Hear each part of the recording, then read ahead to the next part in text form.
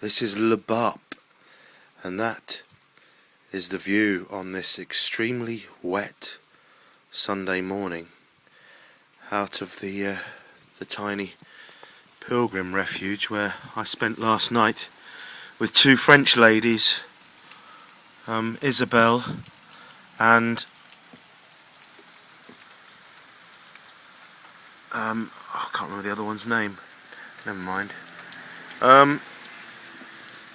Yeah, so they're kind of just doing a few days walk on the route.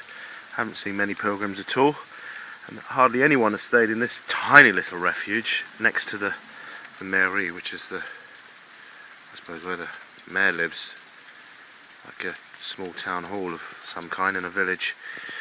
So this is the tiny little door, and you go through with a digicode, and inside there are 1, 2, 3, 4 beds, 2 bunk beds, with a strip between that's not very wide at all, 3 hands widths.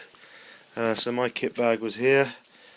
They're off walking again, and I am staying here today. I've decided not to walk most Sundays at the moment, and also because I have nowhere to stay tonight, and that would mean getting the tent out, which is fine, but it is absolutely chucking it down, and it's supposed to be a bit better tomorrow, so I may as well wait a day, because this place is free and it's dry and it's got a shower and a toilet and hot water and a tiny little sink and a tiny little 1 stove burner. Put some light on here. That lights both the bathroom and the kitchen. There's a little window to the outside world, which is a very wet one today.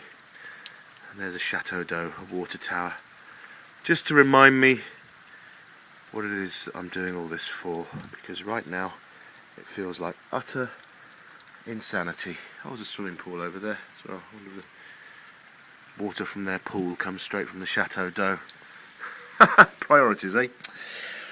So I'm just going to listen to some music. I've got some leeks to cook, and some cheese, and some books to read, and I can just sort of, I suppose, chill the Sunday away. So there we go. This is it. Walking for water in Le Barp. Walking for water. Well, I've got plenty of it today. Plenty of it today, indeed. What I haven't got plenty of is funds to continue. So this is kind of interesting times right now. I'm beginning to realise I'm fighting poverty with poverty. But anyway, today we have a roof over our heads. Both of them. Mine and OG's, you know. A bag full of smelly clothes, which could do with a wash, but I don't think I'll get them dry in here by tomorrow, so we'll wait for another opportunity. But we shall watch the rain teeming down. Kind of in the... This is a little village.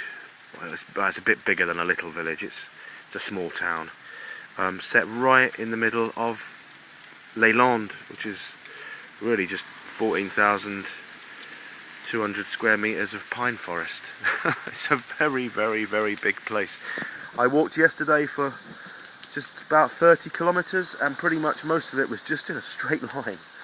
It's just a straight line for nearly 20 miles, with just trees either side.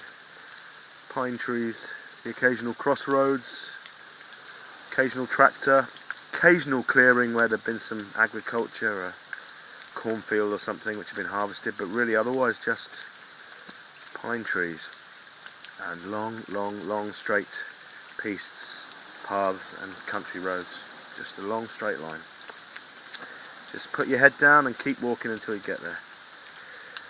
It's supposed to rain again tomorrow. I've got to move tomorrow, but it should get finer by the afternoon, so hopefully I'll be able to put my tent up in the dry. I mean, I'll put it up in the wet, it's fine. It's just that then it's wet, other stuff gets wet, it goes in the bag wet, and it's that time of year when it's difficult to get stuff dry. So I need to do as much as I can to keep my morale sort of